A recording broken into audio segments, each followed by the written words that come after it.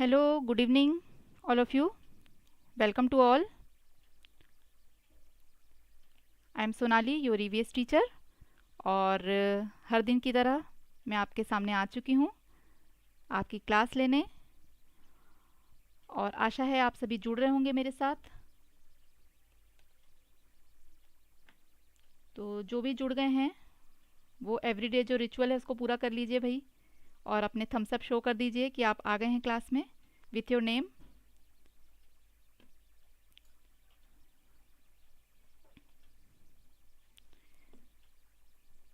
जो हमारे साथ फर्स्ट टाइम जुड़ रहे हैं आज, उनको मैं टाइमिंग बता दूं कि हमारा जो टाइमिंग है ईवीएस क्लास का वो है 6 to 7 PM, और ऑलमोस्ट मैं टाइम पर ही आ जाती हूँ। बहुत कम ही ऐसा हुआ है कि मैं कभी लेट हुई हूँ।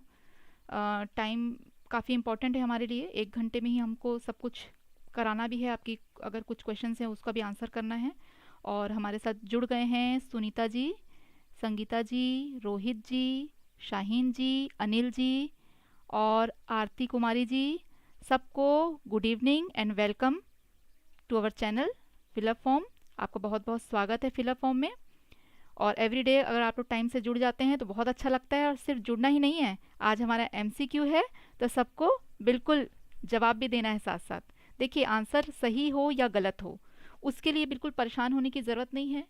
हमें नहीं पता है तो हम सीखेंगे, हमें पता है तो वो हमारी जो नॉलेज है वो और पक्की हो जाएगी। बस यही है।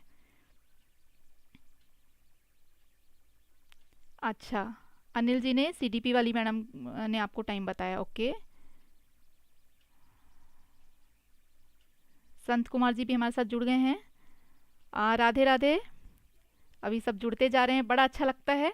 और लग रहा है कि आप लोगों को MCQ का बहुत इंतजार था, है ना? ऐसे तो आप लोग नॉर्मल क्लासेस में आ नहीं रहे थे और अटेंडेंस भी नहीं शो कर रहे थे। आज बड़े सब जोश में दिख रहे हैं और बिल्कुल जो है अच्छा एक वार्म वेलकम आज हो रहा है। मेरा भी आप लोग वेलकम कर रहे हैं, पहले से आप लोग आ गए हैं, बहुत अच्छी बात है।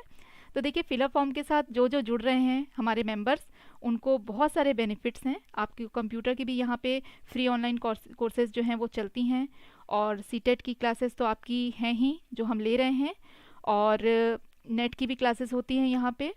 तो अगर आप फिलअप फॉर्म के साथ अभी तक आपने सब्सक्राइब इसको नहीं किया है तो इसको सब्सक्राइब कर दीजिए। देखिए, इसमें आपका कोई खर्च नहीं होने वाला है, आपको नोटिफिकेशन भी मिल जाएगी। आप नोटिफिकेशन बेल को कर दीजिए क्लिक, तो आपको नोटिफिकेशन भी मिलती जाएगी।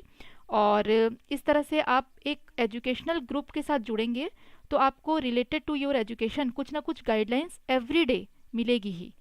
और मैंने आपको ये भी बताया था कि जो हमारा टेलीग्राम चैनल है वो आप मेरे डिस्क्रिप्शन पे जाएंगे तो आपको लिंक मिल जाएगा, उस पर आप ज्वाइन कर सकते हैं। टेलीग्राम ग्रुप ज्वाइन करने का फ़ायदा ये होगा कि आपको डेली अपडेट्स मिल जाएंगे। मैं वहाँ पे लिंक भी आप लोगों को सेंड कर देती हूँ। जो हमारा आज का जैसे जो इवनिंग में क्लास होने वाली है उसका मैं मॉर्निंग में आप लोग को लिंक सेंड कर देती हूँ। क्या टॉपिक्स हमारे होने वाले हैं उसके बारे में थोड़ा सा बता देती हूँ। और इस तरह से आप क्या है जुड़े हुए रहेंगे तो आपको डेली अपडेट्स मिल जाएंगे। तो फटाफट आगे बढ़ते हैं। सीटेट और एचटेट की जो हमारी क्लास है उसको लेने के लिए जो न्यू मेंबर्स हैं वो इसको ध्यान से देख लीजिए कि हमारी जो सीटेट की क्लासेस हैं वो मॉर्निंग में 9 AM से स्टार्ट हो जाती हैं। वर्षा मैडम सोशल स्टडीज़ लेती हैं, चंद्रशेखर सर मैथ्स की क्लास लेते हैं, सुखवंती मैडम जो हैं वो 1 बजे इंग्लिश की क्लास लेती हैं, रितु मैडम CDP की क्लास लेती हैं 3 बजे, आरती मैडम हिंदी की क्लास लेती हैं रात को 10 बजे, और मैं EVS की क्लास लेती हूँ। मेरा नाम सोनाली है और हमारी क्लास रहती है 6 to 7 PM शाम को रहती है। ठीक है, तो ये हमारी टीम से आपने मिल लिया। और जिनको भी नहीं पता है, जो न्यू हैं, वो इसको अच्छे से देख लेंगे। और अगर आप सब्सक्राइब कर देते हैं चैनल को तो जो लाइव क्लास है अगर डायरेक्ट भी आप क्लिक करेंगे तो आपको अगर लाइव क्लास कोई चल रही है तो आप लिंक के बिना भी क्लास में तुरंत आ जाते हैं। आपको वो जो भी लाइव क्लास उस टाइम पर चलती होती है वो शो करने लग जाएगी। तो ये हो गया आपका।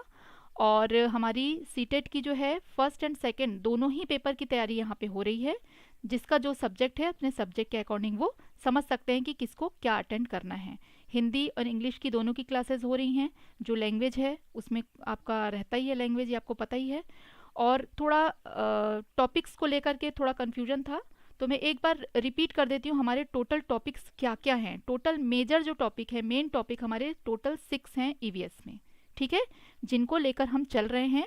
First topic is family and friends, second topic is food, third topic is shelter, fourth topic is water, fifth topic is travel and sixth topic is think we make and do. ठीक है, तो family and friends जो हैं ये main topic हमारा है, जिसके कुछ सब टॉपिक्स भी हैं, या इसको ये कहें कि फैमिली एंड फ्रेंड्स जो है एक मेन थीम है हमारी, जिसके अंदर इसकी सब थीम्स हैं, relation, work and play, animals, plant and trees. तो ये पूरा जो है काफ़ी बड़ा हमारा टॉपिक था जो हमने कंप्लीट कर लिया है। फूड हमने कर लिया है कंप्लीट, शेल्टर भी हमारा कंप्लीट हो चुका है, और वाटर हमने कल कंप्लीट कर लिया था। तो इस तरह से हम जान सकते हैं कि हमारे टोटल 6 में से 4 टॉपिक्स कंप्लीट हो चुके हैं। ठीक है, आधे से ज़्यादा हमारा कोर्स हो चुका है। अब हमारे 2 टॉपिक सिर्फ रह जाते हैं, that is travel and things we make and do, मतलब यातायात से संबंधित जो भी रहेगा, और जो things we make and do, जो चीज़ें हम करते और बनाते हैं, इससे रिलेटेड रहेगा। तो ये जो हैं ये हमारे टोटल थीम जो हैं वो मेजर जो थीम है, मेन जो थीम है वो 6 थीम है। ठीक है, इसके इर्द गिर्द ही हमारा सब कुछ चलेगा, जिसमें से हमारे 4 थीम कंप्लीट हो चुके हैं। ठीक है, एक बार फिर से कह रही हूँ आपसे, किसी ने कहा है रिपीट करने के लिए, ओके मैं फिर से रिपीट करती हूँ कि एक मैं आप लोगों को ना नेक्स्ट जो अब हमारी क्लास होगी उसमें एक बार थीम्स के बारे में फिर से डिस्कशन मैं वैसे कर चुकी हूँ। पिछली जो मेरे वीडियोस देखेंगे, शुरुआती जो वीडियो हैं हमारी, उनमें थीम्स के बारे में है। मैं आगे अब जब क्लासेस लूँगी, जब आप लोग को टॉपिक्स लेने वाली हूँ, तब उसमें थीम्स को एक बार और ऐड कर दूँगी, ताकि आप लोगों को किसी तरह का कन्फ्यूज़न ना हो। और जो टेलीग्राम हमारा है ना, टेलीग्राम में भी मैं एक बार थीम को और क्लियरली आप लोग को भेज दूँगी, जिससे आप लोग कन्फ्यूज़ नहीं होंगे। ठीक है, मैं रिपीट कर देती हूँ, बट जो टेलीग्राम में जुड़े हुए हैं वो आराम से उसमें आपको थीम मिल जाएगी, आप नोट डाउन कर सकते हैं, कोई दिक्कत वाली बात नहीं है, मैं उसमें भेज दूँगी सारी चीज़ें। बट मैं एक बार रिपीट कर दे रही हूँ कि family and friends main theme है, जिसकी सब थीम्स हैं relation, work and play, animal, plant and trees. Okay, और सेकंड हमारी थीम है फूड, थर्ड है शेल्टर, फूड हमारा हो गया भोजन, शेल्टर हमारा हो गया आश्रय, वाटर हमारा हो गया जल, और फिफ्थ थीम है ट्रैवल, मतलब यातायात से संबंधित जो भी है, घूमना फिरना, और things we make and do, जो चीज़ें हम करते एवं बनाते हैं। तो ये मैंने आप लोगों को इसमें से 4 जो मेजर थीम है वो करा दिया है। अब हमारा बचता है ट्रैवल और things we make and do, ये 2 बचते हैं। तो 4 टॉपिक हमारे हो चुके हैं, और अब हमारे बच रहे हैं ट्रैवल और things we make and do. जो हो चुके हैं वो एक बार फिर से रिपीट कर रही हूँ, कई लोग को अभी भी समझ में नहीं आ रहा है।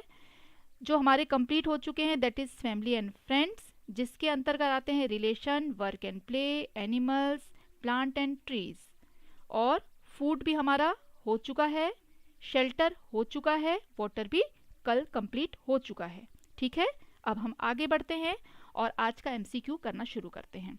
तो जो हमारे फिलअप फॉर्म के जो हमारा एक टेलीग्राम चैनल है, टेलीग्राम चैनल में आप जिन लोगों को भी अभी तक लिंक से जुड़े नहीं हैं वो ज्वाइन कर लेंगे, और उसमें आपको ये सिलेबस भी मैं जो आपका है टोटल टॉपिक्स लिख करके बिल्कुल अच्छे से आपको क्लियरली शो कर दूंगी। ओके, या आप लोग को आज या कल मॉर्निंग तक मिल जाएगा, तो आप लोगों को विज़न पूरा क्लियर हो जाएगा। ठीक है, अब हम आगे बढ़ते हैं। आज हमारा एमसीक्यू है और सबको इसमें पार्टिसिपेट करना कंपलसरी है। Okay, so start. First question is which of the following is not a temporary shelter? निम्न में से कौन सा अस्थायी आश्रय नहीं है? कच्चा house, tent house, migratory bird nest, कारवां। कच्चा घर, टेंट हाउस, प्रवासी चिड़िया का घोंसला, कारवां।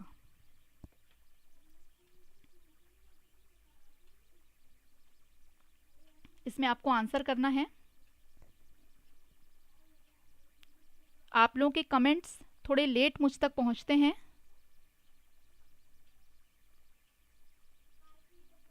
हम थोड़ी देर वेट करते हैं।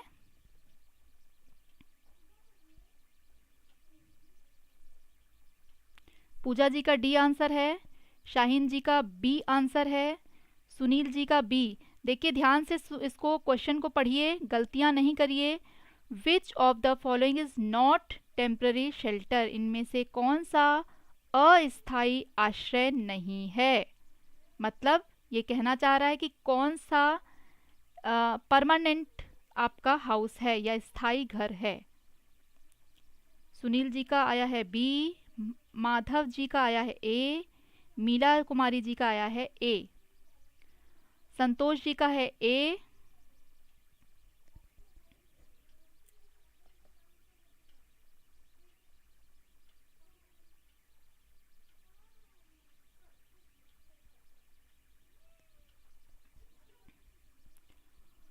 और नीतीश जी का आया है ट्रिपल ए।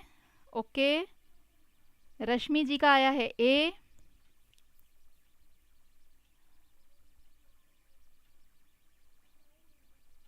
आरती कुमारी जी का ए, पूजा जी ने अपना करेक्शन किया है और मैम ए होगा लिखा है। बहुत अच्छा, और सबने पार्टिसिपेट किया है, दैट्स नाइस, बहुत अच्छा लग रहा है मुझे। और मोस्ट ऑफ द स्टूडेंट्स जो हैं उन्होंने ए आंसर किया है। तो आंसर बता दूं कि और किसी को आंसर करना है?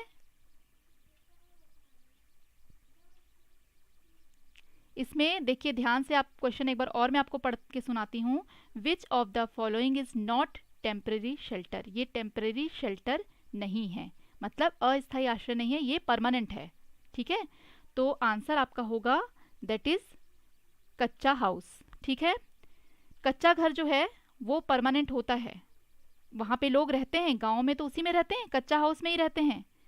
तो ये परमानेंट हाउस हुआ आपका, ये अस्थायी नहीं है कि आज कहीं पे कच्चा हाउस बना लिया, फिर उसको तोड़ के कहीं और बना लिया, फिर कहीं तोड़ के और बना लिया, ऐसा नहीं होता है। कच्चा हाउस क्या होता है? परमानेंट होता है। हाँ, वो मजबूत नहीं होता है, वो जैसे हम सीमेंट वाले जो घर बनाते हैं उसकी तरह मजबूत नहीं होता है उतना, लेकिन होता वो परमानेंट हाउस ही है, वो टेम्प्ररी नहीं होता है। क्योंकि देखिए इसमें जो ऑप्शंस हैं वो है टेंट हाउस। टेंट हाउस कब के लिए होता है? जब हम कहीं बाहर जाते हैं कुछ दिनों के लिए, या हम घूमने फिरने के लिए जाते हैं, कोई रिसर्च के लिए जाते हैं, किसी भी हंटिंग वगैरह के लिए जाते हैं, कोई भी ऐसी एक्टिविटीज़ है जो हम जंगलों में करने जा रहे हैं, कुछ दिन हमें रुकना है, तब हम वहाँ पे टेंट लगाते हैं। तो टेंट आपका क्या हो गया? टेम्प्ररी रूप से लगता है, तो that is temporary house. Migratory bird का मैंने आप लोगों को बताया था कि वो एक जगह से दूसरे जगह जाते हैं और फिर कुछ दिन में अपने अंडे वगैरह देते हैं वहाँ पे, जब उनके बच्चे निकल आते हैं तो वो वापस आ जाते हैं, तो उनके नेस्ट भी क्या होते हैं? कुछ ही दिनों के लिए होते हैं। और कारवां जो होता है एक गाड़ी में घर होता है जो इधर उधर घूमता रहता है, तो that is not a permanent house, वो कोई परमानेंट नहीं है, वो टेम्प्ररी है। कभी आज यहाँ है तो कहीं और घूमता है, फिर कहीं और है तो कहीं और है, इस तरह से उनका घूमना फिरना चलता रहता है। तो इसमें जो पक्का जो आपका टेम्प्ररी हाउस जो है वो इसमें से ये तीनों जो है नीचे के वो टेम्प्ररी हाउस जो है वो हैं, और कच्चा हाउस जो है वो आपका परमानेंट है, सिर्फ ये मजबूत नहीं होता है। ओके, क्वेश्चन आप लोगों ने किया है। रोहित जी ने, आपके क्लास दिल्ली में कहाँ पर हैं? नहीं, ये दिल्ली से नहीं है, जयपुर में है। ठीक है, और पूजा जी का है क्वेश्चन को आप अपने वर्ड्स में डिफाइन की तब समझ गई। अच्छा अच्छा, हाँ, तो क्वेश्चन को आप क्या करिए, एग्जाम टाइम में क्वेश्चन को आप 2 बार 3 बार अच्छे से पढ़िए, और हिंदी इंग्लिश दोनों में पढ़िए। कई कई बार ऐसा होता है कि कोई कोई कॉन्सेप्ट आप हिंदी में नहीं समझ पाते हैं, उसको आप इंग्लिश में भी पढ़िए, और कई बार ऐसा होता है कि इंग्लिश में नहीं समझ पाते तो हिंदी में भी पढ़िए। तो आपके पास वो दोनों ऑप्शंस वहाँ होंगे, तो दोनों ऑप्शंस को पढ़िए जहाँ आपको कन्फ्यूज़न हो। क्योंकि इसी तरह से मैंने आपको यही बताया था कि आपको इजी क्वेश्चन को कंफ्यूज करके पूछा जाएगा। ठीक है, आगे बढ़ते हैं। Next question is which of the animal does not leave on trees? कौन सा जानवर पेड़ों पर नहीं रहता है? स्लॉथ है, हिंदी में आलस लिखा है लेकिन वो उसका नाम स्लॉथ ही है। ठीक है, स्लॉथ एक एनिमल के बारे में मैंने आपको बताया था जो थोड़ा सा भालू की शक्ल लिए हुए होता है। मंकी है सेकंड, बैट बर्ड जो होता है आपका चमगादड़, मंकी को सब जानते हैं, बंदर होता है, और डी है हनी बी, मधुमक्खियाँ। इसका आंसर करिए, सेकंड का आंसर करिए। आप जब आंसर करेंगे तो नंबर 2 डालिए, और फिर 2 के बाद आप ए बी सी जो भी आपका आंसर है वो लिखिए। 2 का मान लीजिए अगर ए आंसर है तो 2 के सामने ए, 2 के सामने बी, ऐसे आंसर करिए तो क्लियर रहेगा।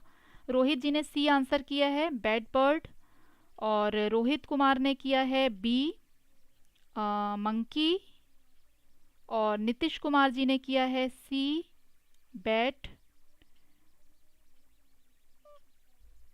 पूजा जी ने नहीं किया है अभी आंसर। और देखिए पूजा जी का आंसर है ए स्लॉथ। स्लॉथ एक मैंने आप लोगों को बताया था एक एनिमल के बारे में जो थोड़ा पांडा जैसा दिखता है, थोड़ा भालू की शक्ल लिए हुए होता है, स्लॉथ। बहुत ज़्यादा सोने में इसने रिकॉर्ड बनाया हुआ है। तो ये स्लॉथ है, मंकी है, बैड बर्ड है, देन हनी बी है। सुनील जी ने भी ए लिखा है और मीला जी ने भी ए लिखा है। इस क्वेश्चन को बड़े ध्यान से पढ़िए, बहुत इजी बट बहुत घुमावदार क्वेश्चन है। माधव जी ने भी ए लिखा है, मतलब आप लोगों ने क्लास अटेंड नहीं की है तभी आप सब ए आंसर कर रहे हैं। इसको मैंने स्पेशली बनाया था ये वाला अलग से टॉपिक स्लॉथ वाला। ये जितने भी ए कर रहे हैं आंसर, इन्होंने किसी ने भी ये क्लास अटेंड नहीं की है। क्योंकि स्लॉथ के बारे में मैं आप लोगों को बता दूं कि ये पेड़ पर ही ज़्यादातर समय अपना बिताता है, हफ्ते में एक बार ही ये नीचे उतरता है सिर्फ रिलैक्सेशन के लिए। ए आंसर किसी भी तरह से नहीं हो सकता। अब ध्यान से देखिए, हमारे पास बी, सी और डी ऑप्शंस बचते हैं।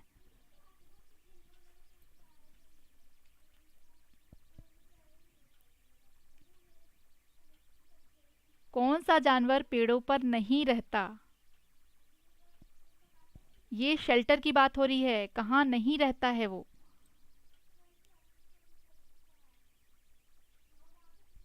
B monkey.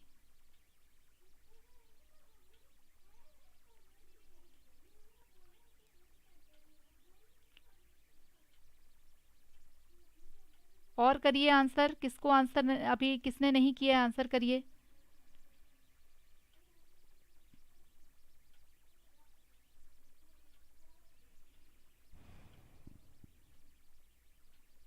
देखिए मैं इसको एक बार आप लोगों को क्लियर कर देती हूँ, और ये सभी क्वेश्चन ऐसे हैं जो कंफ्यूज करने वाले हैं, ठीक है।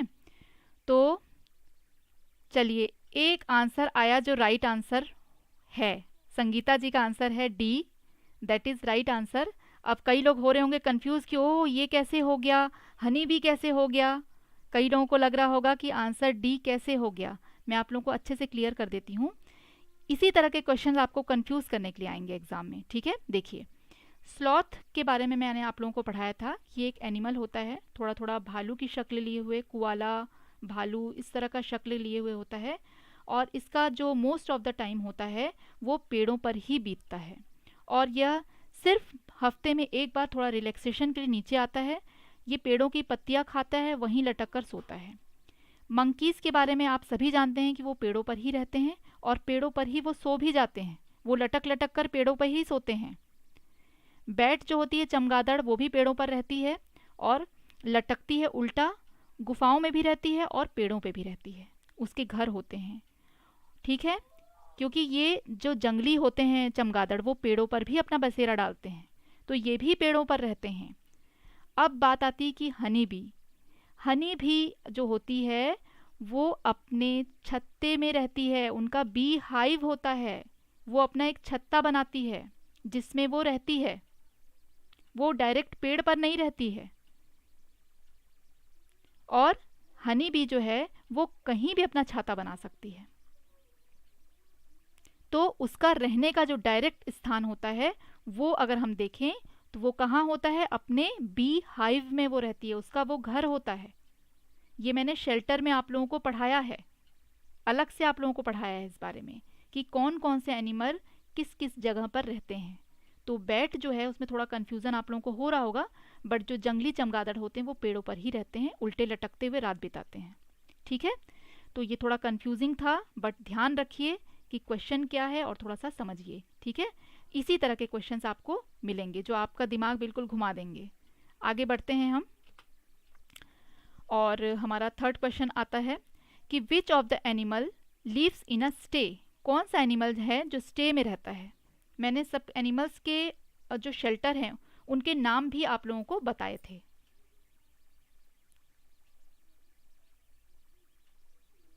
हाँ, ट्री पर रहते हैं पूजा जी, आपका कहना सही है, लेकिन डायरेक्ट नहीं रहते हैं, वो अपने छाते में रहते हैं। वो छाता कहीं भी बना सकते हैं, उनका एक्चुअल शेल्टर जो है वो उनका छाता ही होता है, अगर रहने की जगह देखी जाए। लेकिन ये लोग डायरेक्ट पेड़ पर लटक जाते हैं, सोते हैं रात को, बाकी जो एनिमल्स हैं। ठीक है।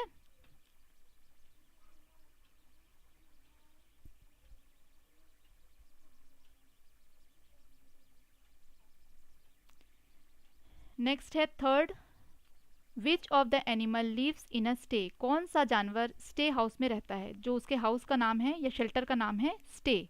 पिग, हेन, डॉग, शीप, सुअर, मुर्गी, कुत्ता या भेड़। प्रीति जी गुड इवनिंग,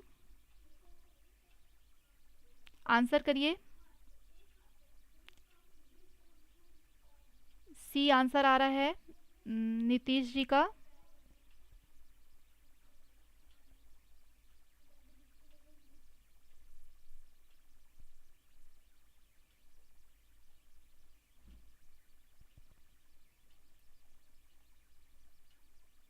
प्रीति झा का है बी।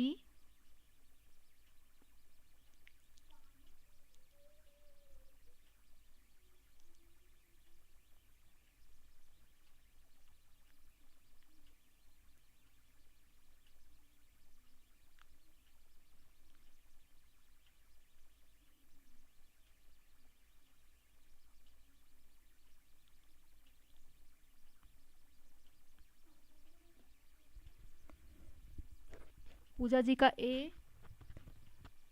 और लोग आंसर करिए।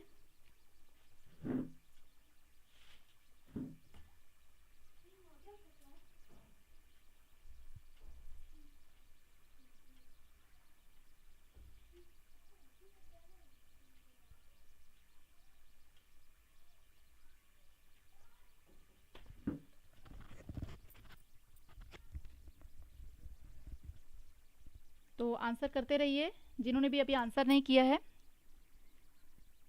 स्टे, स्पेशली मैंने ये भी बताया था आप लोगों को कि पिग कहाँ रहता है, ये पूरे पिक्चर्स के सहित आप लोगों को दिखाया गया था। एनिमल वाला आपको जो प्लेलिस्ट में मिल जाएगा उसको एक बार ज़रूर देखिएगा, क्योंकि उसमें शेल्टर के बारे में मैंने आप लोगों को बताया था। तो ये शेल्टर से रिलेटेड भी हो गया आपका, एनिमल से रिलेटेड भी हो गया, तो दोनों तरह से ही ये आ जाएगा आपका।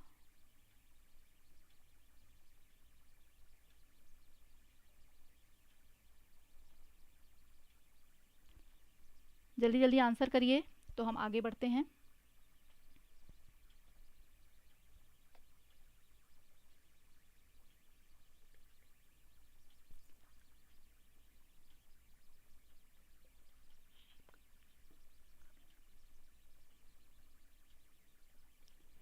डी आंसर आ रहा है बहुत लोगों का।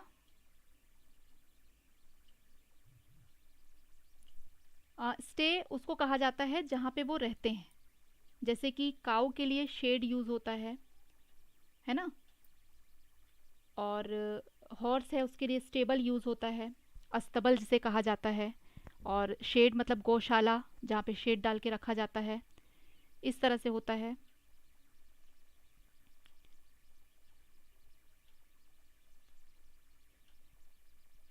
ये रहने की जगह का नाम है, शेल्टर का नाम है।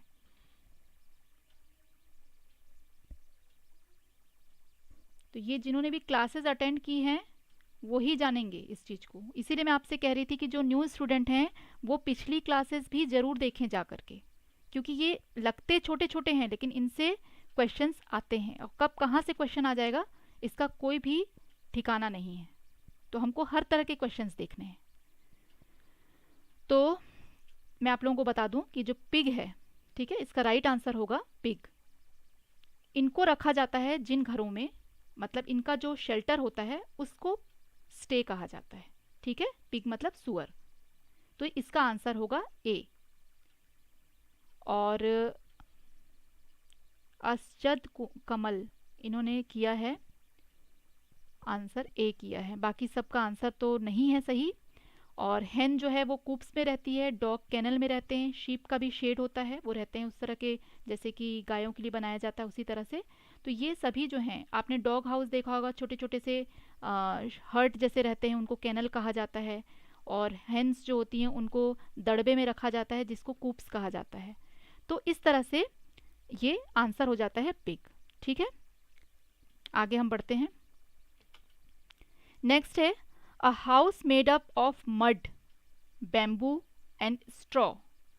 जो मड, बैम्बू और स्ट्रॉ मतलब मिट्टी, बांस, भूसे से जो घर बने होते हैं वो कैसे घर होते हैं? वो पक्का हाउस होंगे, स्लम होंगे, कच्चा हाउस होंगे या बंगलो होंगे? बहुत इजी है, फटाफट आंसर करिए, दैट इज़ वेरी इजी।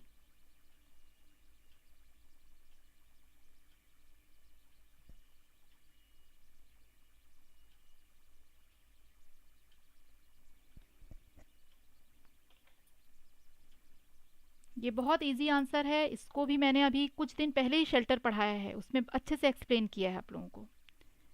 मिट्टी, बांस और भूसे से बने घर को क्या कहते हैं? पक्का घर, गंदी बस्ती, कच्चा घर, बंगले। पक्का हाउस, स्लम, कच्चा हाउस एंड बंगलो। आंसर ज़्यादातर सी आ रहा है।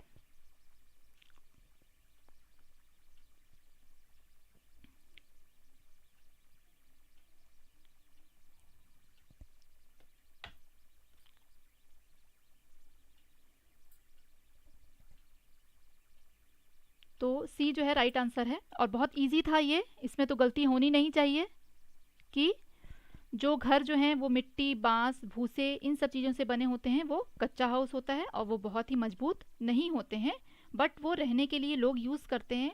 जिनके पास उतने उपलब्ध सामान नहीं होते हैं वो इनसे जो अपना घर बना पाते हैं उसको कच्चा हाउस कहते हैं। ठीक है, तो राइट आंसर है सी, और लगभग सभी ने सी आंसर किया है। That is very easy and simple question. और आगे बढ़ जाते हैं, फिफ्थ क्वेश्चन हमारा लेते हैं। और a place where there is too much of heat and temperature the house are made up of. ऐसी जगह जहाँ बहुत अधिक तापमान होता है, गर्मी होती है, वहाँ के घर बने होते हैं किस चीज़ से? फिफ्थ का आंसर करिएगा। मड से मतलब गीली मिट्टी, कीचड़, इन सब को मिला करके, मतलब मिट्टी को गीला करके, है ना। प्लास्टिक, सीमेंट या नन ऑफ अबव, इनमें से कोई भी नहीं। नंबर 5 डाल के आंसर करेंगे।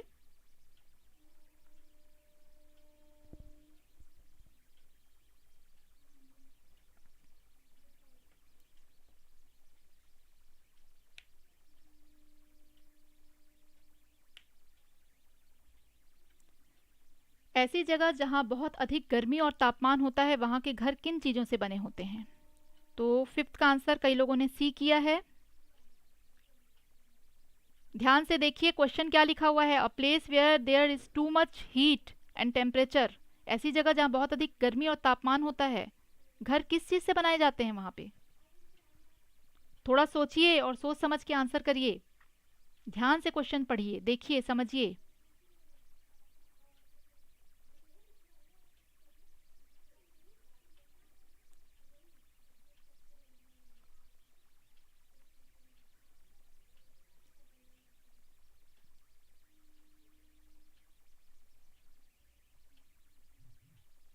इसीलिए मैं कहती हूँ कि जब मैं टॉपिक्स पढ़ाती हूँ तो उस पर आप थोड़ा फोकस करिए। टॉपिक्स थोड़ा लगता है कभी कभी बोर है, बट उसमें जो चीज़ें हैं उन्हीं में से क्वेश्चंस पूछे जाते हैं।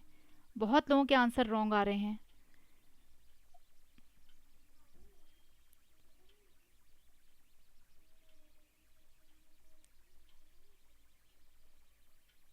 कुछ लोगों के आंसर सही भी आ रहे हैं, कुछ के रॉन्ग आ रहे हैं, मिक्स आंसर है।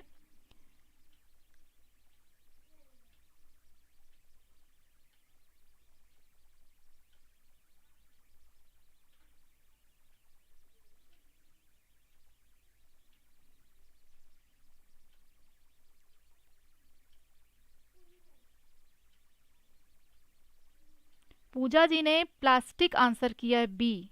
प्लास्टिक के घर किसने देखे हैं भाई, मुझे ये बताइए पहले। प्लास्टिक के घर किसने देखे हैं? आप लोगों के ऐसे आंसर आएंगे। अब आप बताइए, किसने देखा है प्लास्टिक का घर? ये तो बस ऑप्शन में रख दिया गया है इस तरह से।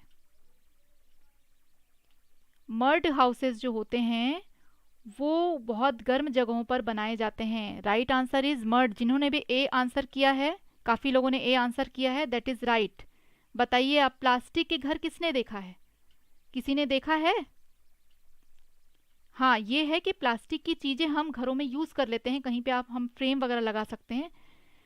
ज़्यादातर आपको मड हाउसेस मिलेंगे, मतलब गीली मिट्टी या कीचड़ को यूज़ करके बनाया हुआ घर आपको मिलेगा। सीमेंट में तो हम रहते ही हैं। एक ऑप्शन आपका प्लास्टिक है और एक नन ऑफ द अबव है, मतलब इनमें से कोई भी नहीं। तो इसका राइट आंसर जो है दैट इज मड। सही उत्तर इसका होगा गीली मिट्टी या कीचड़। ये इसलिए बनाया जाता है, मैंने आपको बताया था, और स्पेशली ये पिक्चर्स भी शो किए थे कि राजस्थान जो है एक ऐसा एरिया है, डेजर्ट एरिया, जहाँ बहुत गर्मी पड़ती है, और इस गर्मी के कारण वहाँ का टेम्परेचर जो है हमेशा ही हाई रहता है। मौसम वहाँ का इस तरह है कि टेम्परेचर हमेशा हाई रहता है, और मड हाउसेस जो हैं उस टेम्परेचर को मेंटेन कर देते हैं, वो रूम का टेम्परेचर को कम रखते हैं, उतनी गर्मी जो है वो सहनी नहीं पड़ती है। तो फिफ्थ का आंसर जो है वो ए होगा, मड। तो जिन्होंने भी गलत किया है आंसर, वो सही करेंगे अपना आंसर।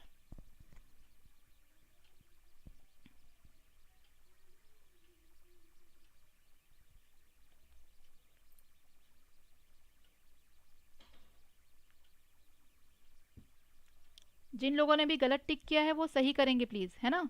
गलत आंसर लेकर के मत चलिए और गलत याद मत रखिए। जहां बहुत अधिक तापमान होगा वहां मड हाउसेस ही होंगे। जिन्होंने भी ए आंसर किया है दैट इज राइट। आगे बढ़ते हैं। The place where it rains too much, जहां बहुत ज़्यादा बारिश होती है। नेक्स्ट क्वेश्चन हम चालू कर चुके हैं, 6 नंबर करके आप डालिएगा आंसर कि the place where it rains too much, जिस स्थान पर बहुत अधिक वर्षा होती है, there the houses are made up of, वहां के घर बने होते हैं स्टोन, आइस, बैम्बू, प्लास्टिक। फिर से प्लास्टिक।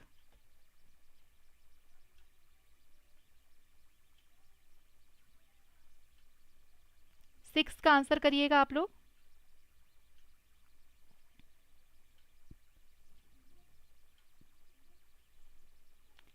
जहां बहुत अधिक बरसात होती है वैसे जगहों पर किस तरह के घर होते हैं?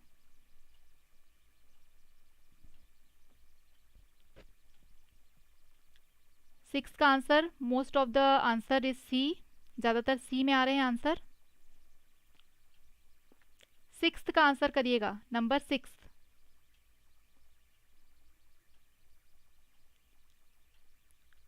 पूजा जी को थोड़ा मड में कंफ्यूजन हो गया है, मैंने बताया था गीली मिट्टी, मड मतलब गीली मिट्टी, मिट्टियों का यूज वहां ज़्यादा होता है, ईंट को जोड़ने के लिए भी और ऊपर से उसकी लिपाई करने के लिए भी। पूरा मिट्टी का ही घर बना हुआ होता है। गांव में आज कम हो गए हैं ऐसे घर, लेकिन अभी भी कई गांव में आप देखेंगे कि आपको मड हाउसेस देखने को मिलेंगे। तो most of the answer is C, और राइट आंसर भी सी ही है। तो 10 to 12 फीट भी लिख दिया किसी ने, बिल्कुल सही है। ऊंचे ऊंचे बनाने पड़ते हैं क्योंकि बारिश इतनी होती है कि घर के अंदर पानी ना घुस जाए, इसलिए वो घरों के नीचे क्या करते हैं, यूज बांस करते हैं, बेम्बूज यूज करते हैं। The right answer is C.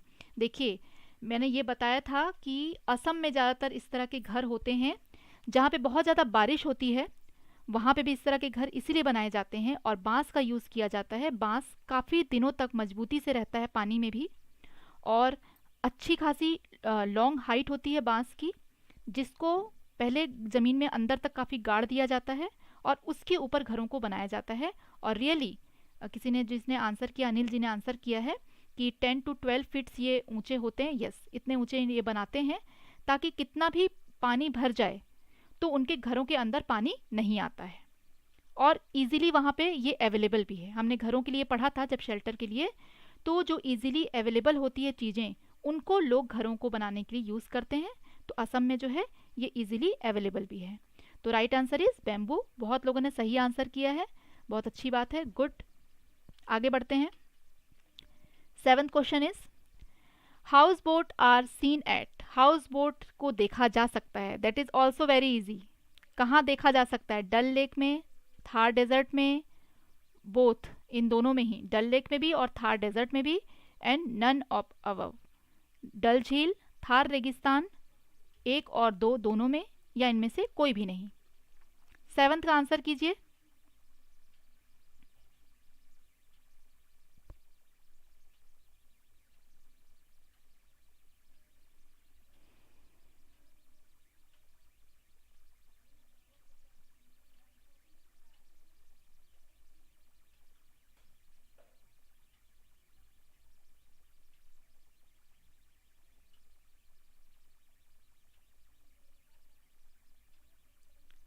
House boat, ध्यान से देखिए क्या लिखा हुआ है, हाउस बोट।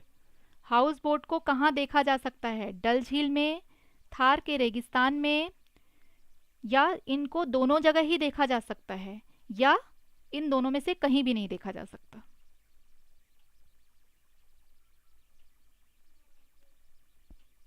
क्वेश्चन नंबर 7 का आंसर है, इसको करिए। किसी ने एक्सप्लेन भी कर दिया है, अनिल जी काफ़ी अच्छा एक्सप्लेन कर रहे हैं। जम्मू कश्मीर में हाउस बोट 80 फीट ऊंचा होता है, यस होता है।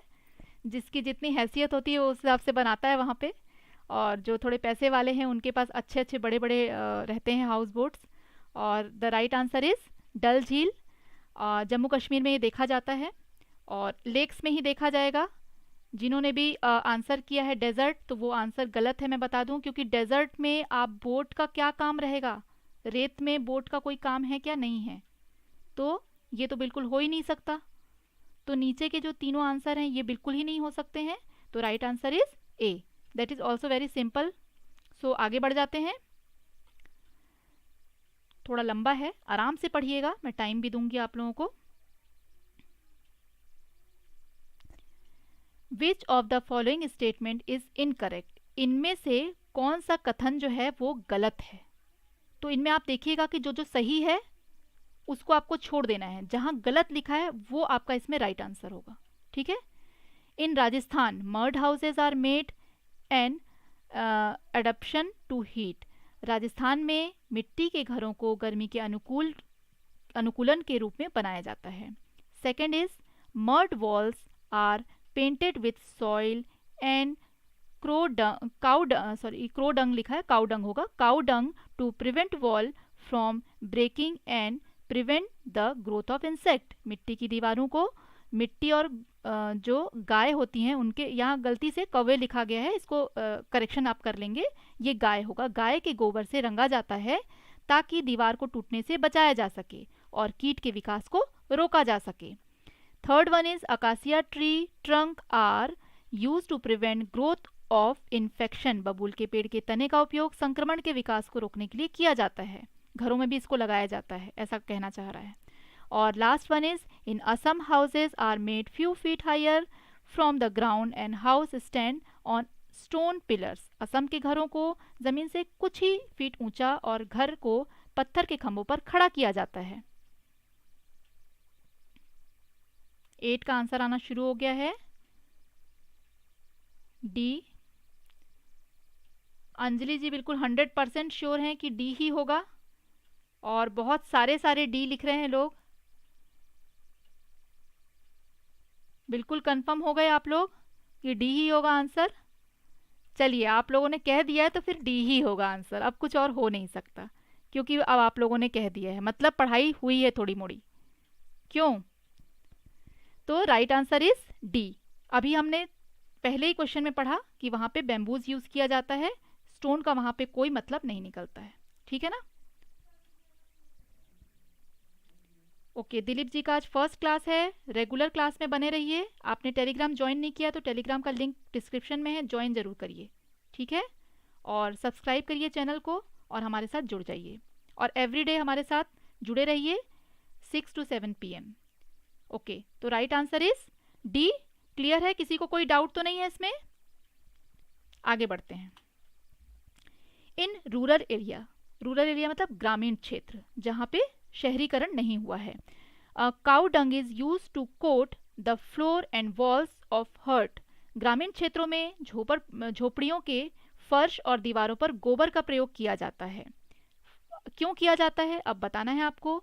ए, give a natural colour to the floor, फर्श को प्राकृतिक रंग देने के लिए। कीप द इंसेक्ट अवे, कीड़ों को दूर रखने के लिए। C, make them smooth and clean, उन्हें चिकना और साफ रखने के लिए। Make them rough and increase friction, घर्षण को बढ़ाने के लिए और उनको खुरदुरा रखने के लिए।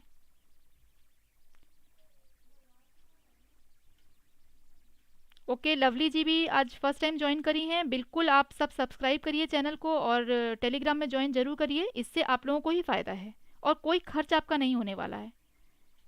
ध्यान से क्वेश्चन को पढ़िए, आंसर करिए, 9 का आंसर करिए। कुछ लोगों ने 9 का बी किया है, सी किया है, ओके, ए भी आ रहा है आंसर।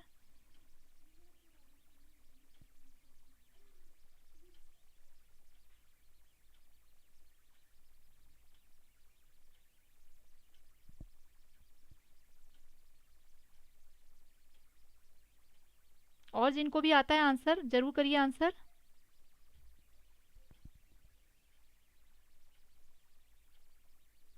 ध्यान से पढ़िए क्या लिख रहा है कि ग्रामीण क्षेत्रों में झोपड़ियों के फर्श और दीवारों पर गोबर का प्रयोग किया जाता है। In rural areas cow dung is use to coat the floor and walls to of hut too. क्यों किया जाता है, क्या कारण होता है?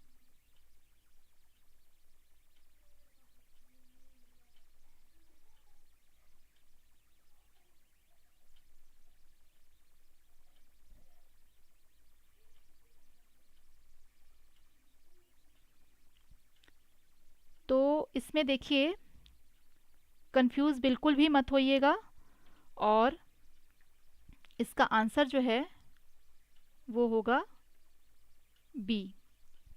इसमें कंफ्यूज बिल्कुल मत होइएगा, इसके पहले क्वेश्चन में भी इसका आंसर था। अभी जो आपने इसके पहले वाला क्वेश्चन सॉल्व किया था उसमें भी इसका आंसर दिया हुआ था कि कीड़ों को दूर रखने के लिए गोबर का जो लेपन था ये एक तरह से इंसेक्ट को दूर रखने के लिए किया जाता था। ठीक है, तो ये सबसे मेन इसका रीज़न है। देखिए मिट्टी का भी अगर लेप किया जाएगा तो वो स्मूथ हो जाएगा और क्लीन हो जाएगा, ऐसा नहीं है कि नहीं होगा, लेकिन स्पेशली गोबर को शुद्ध माना जाता है। पूजा पाठ में भी इसका उपयोग किया जाता है। इस पर कई तरह के कीड़े मकोड़े जो हैं, फंगल इन्फेक्शन, ये सब नहीं होता है।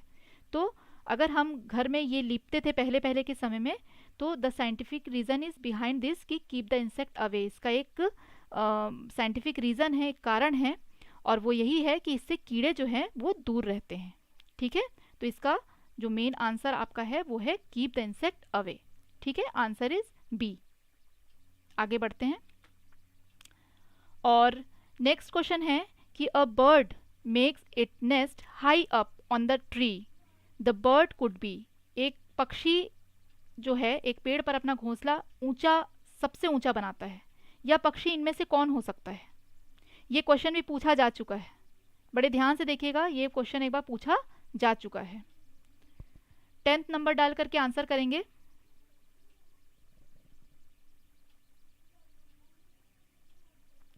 और लक्ष्मी जी आप भी टेलीग्राम का लिंक ज्वाइन कर लेंगे, डिस्क्रिप्शन में आपको लिंक मिल जाएगा। आज लक्ष्मी जी का भी फर्स्ट डे है, और सब्सक्राइब भी कर दीजिए चैनल। और हमारा जो टाइमिंग है वो 6 to 7 PM का है। एवरीडे आपका क्लास होता है, संडे को छोड़ करके। संडे आपका ऑफ रहता है, Monday to Saturday regular class होती है। 100% श्योर हैं 10th में सी। शाहीन जी का सी, मीला जी का बी, लवली जी का सी है, सुनीता जी का वी। वी कौन सा ऑप्शन था? ओके, मिटा दिया इनने।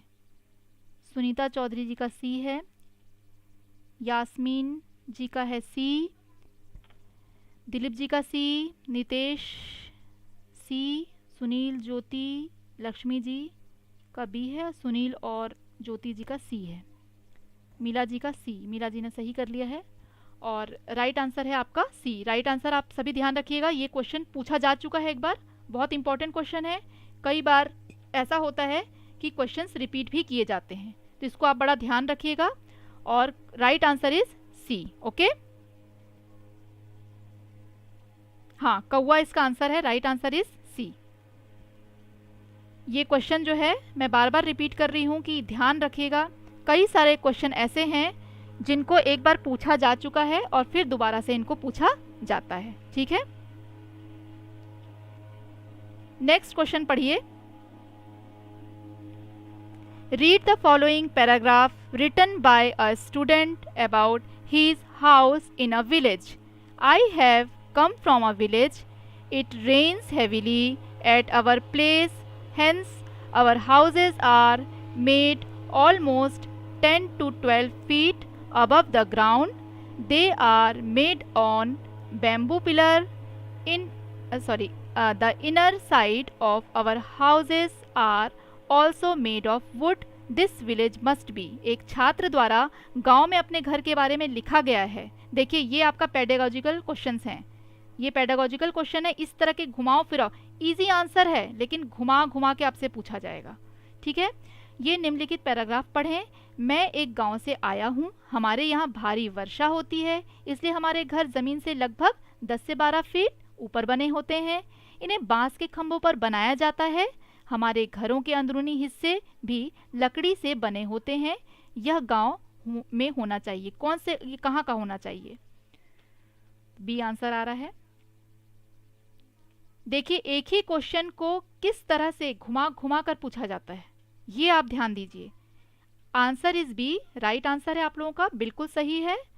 पर इसी को आप देख सकते हैं कि एक ही आंसर है, सबका असम आंसर है, और इसको किस तरह से घुमा करके पूछा जाता है।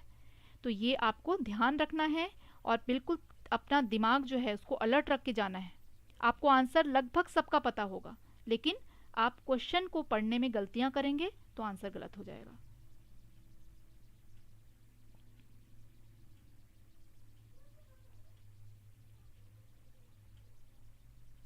तो इसका राइट आंसर है बी।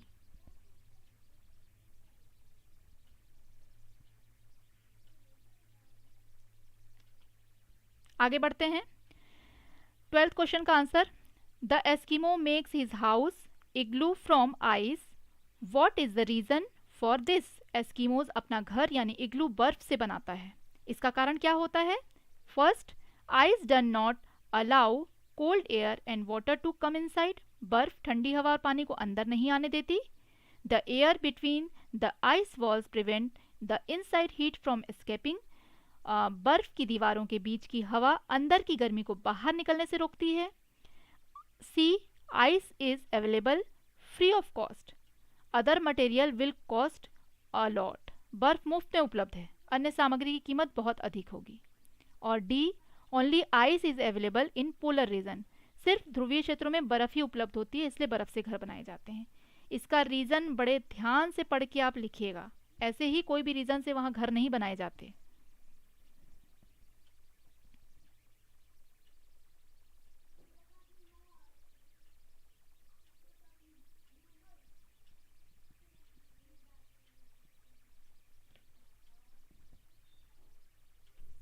वाह, वेरी नाइस।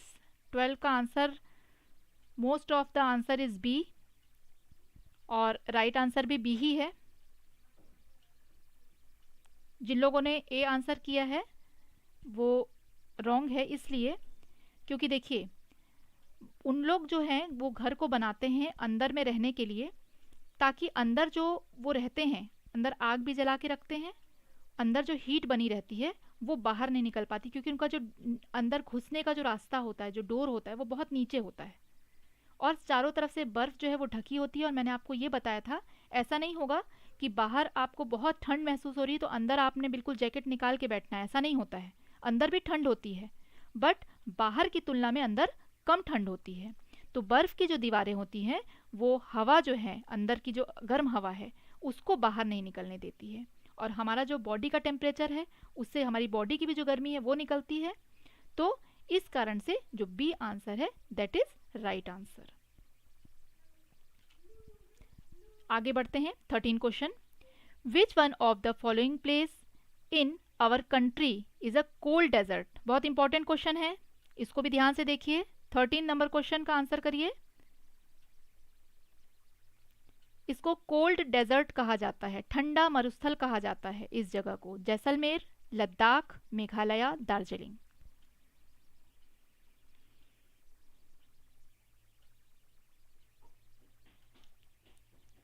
हर क्वेश्चन का आंसर और उसका रीजन मैं आप लोगों को बताती जा रही हूँ। 13 का आंसर आप लोगों को करना है, हमारे देश में निम्नलिखित में से कौन सा स्थान ठंडा मरुस्थल है? जैसलमेर, लद्दाख, मेघालय, दार्जिलिंग।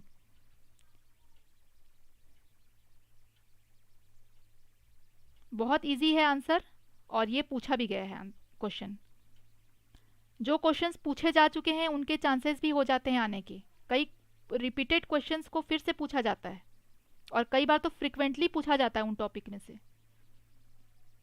तो राइट आंसर इज लद्दाख। बहुत लोगों ने लद्दाख किया है, that is right answer. Very good, बहुत अच्छा लगता है जब आप लोग राइट आंसर करते हैं। और प्रीति जी ए नहीं होगा, बी होगा। Right answer is B. थोड़ा लंबा है ये वाला भी क्वेश्चन, ध्यान से पढ़िएगा। इजी आंसर है, सिर्फ क्वेश्चन को घुमा करके दे दिया गया है।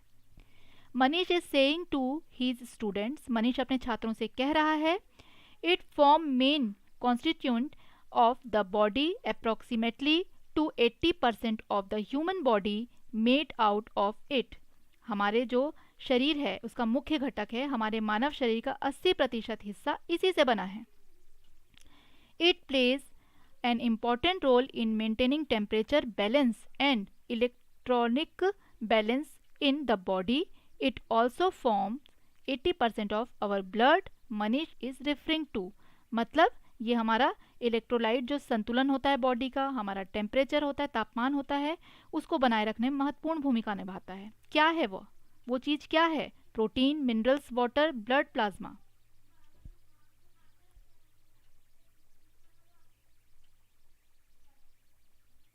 फोर्टीन का आंसर करिए। किसी ने 15 का आंसर कर दिया। 15 तो क्वेश्चन आया नहीं अनिल जी अभी तक। 15 तो मैंने किया ही नहीं क्वेश्चन अभी तक।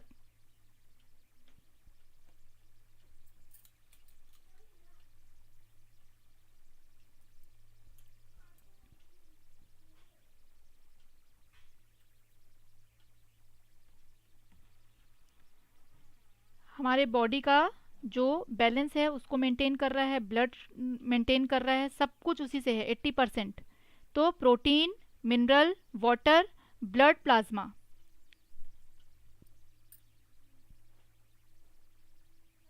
Most of the answer is C. कोई बात नहीं, गलती से हो जाता है, कोई बात नहीं है, कोई भी प्रॉब्लम नहीं है, बट आंसर करिए। अनिल जी कह रहे हैं गलती से हो गया। गलती हमसे भी हो जाती है कई बार, कोई बात नहीं, गलती तो हो रही है ना, काम करिए। गलती तो होगी, जब आप काम करेंगे तो गलतियां होंगी उसमें।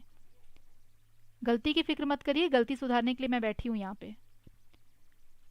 और most of the answer is C. जिन्होंने बी आंसर किया है, बी राइट आंसर नहीं होगा, क्योंकि देखिए हमारी बॉडी का जो मेन फंक्शन है वो उसमें 80% जो है वो हमारा 70 to 80% जो है वो पानी ही होता है। इवन ब्लड में भी वाटर आपका रहता है। तो right answer is C, water. ये इंपॉर्टेंट क्वेश्चंस हैं जो मैं आप लोगों को करवा रही हूँ, बड़ा ध्यान रखिए। ये आपको सब पीडीएफ के रूप में मिल भी जाएगा, तो टेंशन की कोई बात नहीं है कि हमें पीडीएफ कैसे मिलेगा। ये आप जो टेलीग्राम में हमारे साथ जुड़ेंगे उसमें आपको पीडीएफ क्लास टू क्लास पूरा पीडीएफ मिल जाएगा, तो टेंशन की भी कोई बात नहीं है।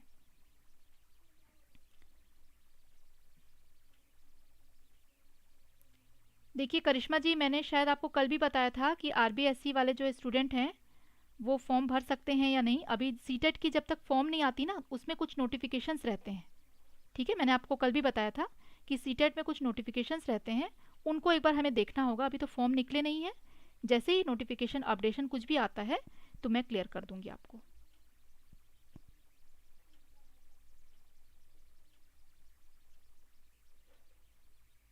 ठीक है, तो राइट आंसर इज सी। आगे बढ़ते हैं, और आज हमारा ये लास्ट क्वेश्चन है। ये थोड़ा लंबा है, इसको भी ध्यान से पढ़िए। है बहुत इजी, लेकिन बस लंबा चौड़ा बच्चों को टेंस करने के लिए, वहाँ पे परेशान करने के लिए इस तरह के क्वेश्चन दिए जाते हैं, बच्चा कंफ्यूज हो जाए ताकि एग्जाम देते टाइम। तो बड़ा ध्यान से पढ़िए, आपको सब कुछ इसमें समझ में आएगा।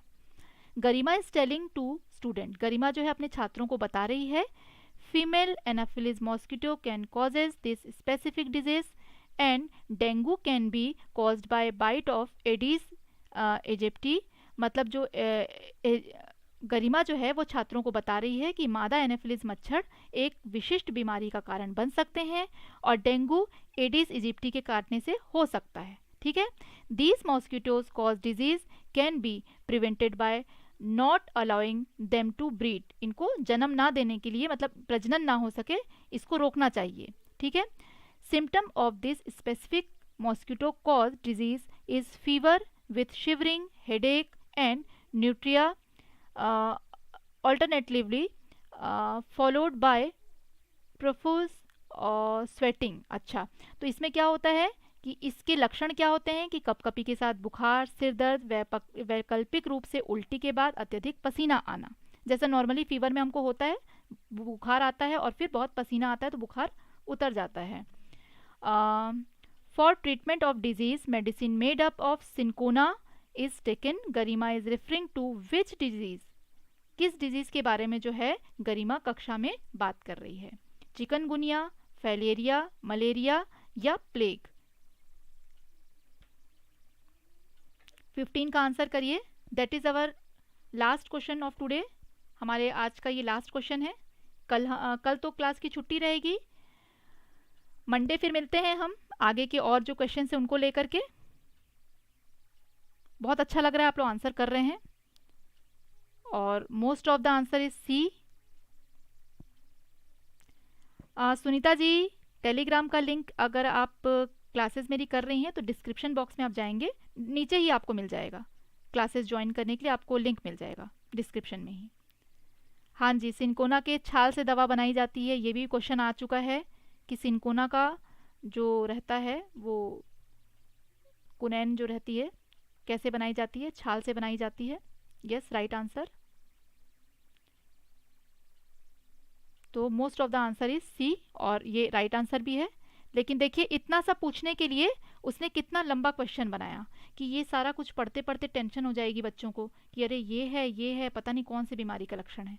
लेकिन आप ध्यान से इसको पढ़ेंगे तो आपको सब समझ में आएगा कि कपकपी के साथ अगर बुखार आ रहा है, सिर दर्द हो रहा है और उल्टी वगैरह आ रही है और पसीना आ रहा है, ठीक है ना, बुखार के बाद पसीना आ जा रहा है तो, और सिंकोना इसमें बहुत बड़ा आपको दे दिया है हिंट, जिससे कि आपको पता चल जा रहा है। तो राइट आंसर इज मलेरिया। ठीक है,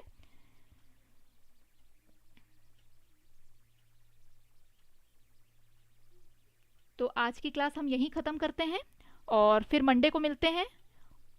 और कैसी लग रही है आप लोगों को क्लासेस ज़रूर बताइएगा, फीडबैक अपना देते रहिए।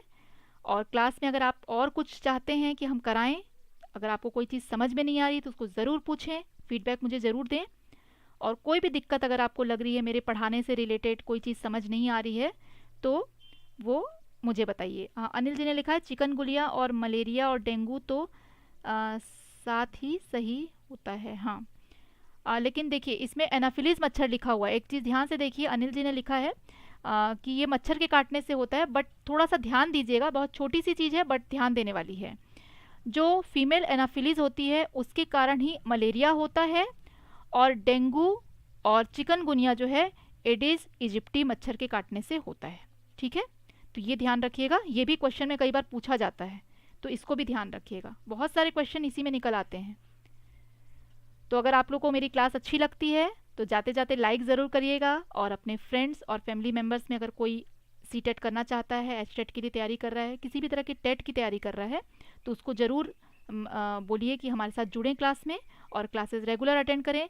जो न्यू स्टूडेंट्स हैं उनसे एक बार मैं फिर कहूँगी कि जिन्होंने टेलीग्राम ज्वाइन नहीं किया वो ज्वाइन कर लेंगे, और हमारी जो अभी तक क्लासेस हो चुकी हैं वो टेलीग्राम में मैं आप लोगों को एक लिख करके सेंड कर दूंगी, जिससे आप लोगों को क्लियर हो जाएगा कौन कौन से टॉपिक पे हमारी पढ़ाई हो चुकी है और कौन कौन से टॉपिक्स हमारे अभी बचे हैं। जिनके टॉपिक्स छूट गए हैं, जिन्होंने आज ज्वाइन किया है या अभी 1-2 दिन में ही ज्वाइन किया है, वो हमारी प्लेलिस्ट में जाएंगे, और प्लेलिस्ट में आपको ईवीएस की प्लेलिस्ट अलग से मिल जाएगी, उसमें आप ज़रूर देखिए और फिर आपको पुरानी जो क्लासेस है वो मिल जाएंगी। और जब आप टेलीग्राम में जुड़ेंगे तो आपको सारी पीडीएफ भी मिल जाएगी क्लास वाइज। ओके, सो बाय बाय ऑल, और अपना ध्यान रखिए और जुड़े रहिए क्लास में एवरी डे।